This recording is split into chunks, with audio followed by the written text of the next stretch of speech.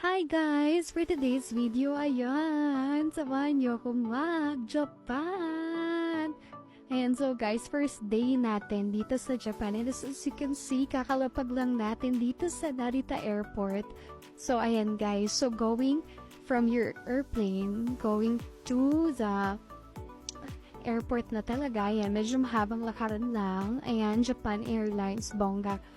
Jal, ayun, so proof na nandyan ka na, so nagpa-picture ka na doon, tapos ito yung train na going to, saan papunta tong train na to, basta yun, nanghingi ako doon sa lobby ng airport, kasi ayan, sa Nippori, tapos transfer to Kita Senju, ayan, Google Translate lang talaga mag-download kayo niyan.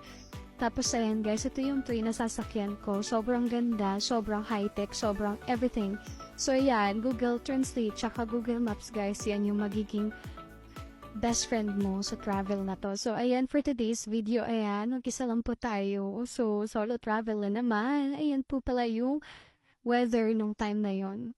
So, yan, mainit, 'di ba? Pero, okay lang, kasi nasa Japan ka naman.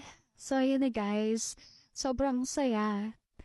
Alam mo yun, tahimik ka lang kasi bawal magingay sa train. So, pero deep inside sobrang saya mo. So, ayan, nawala pala ako. Napunta ako sa UNO station. So, ayan, pumunta muna akong Family Mart. Tapos, sumobra pala ako ng one station. So, ayan, punta ako ng Family Mart. Ayan, UNO station na to.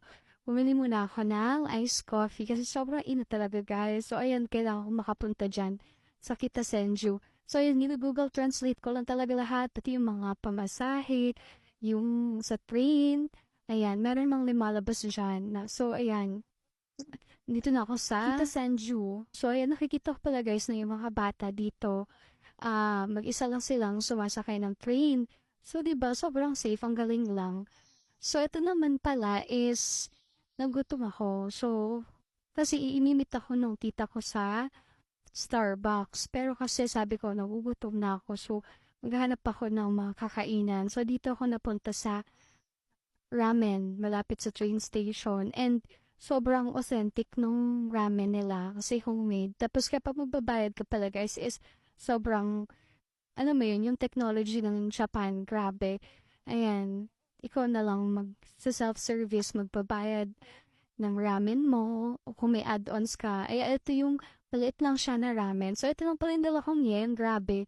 Thank you, Ma'am Pat. Shoutout sa iyo. Salamat sa pakash.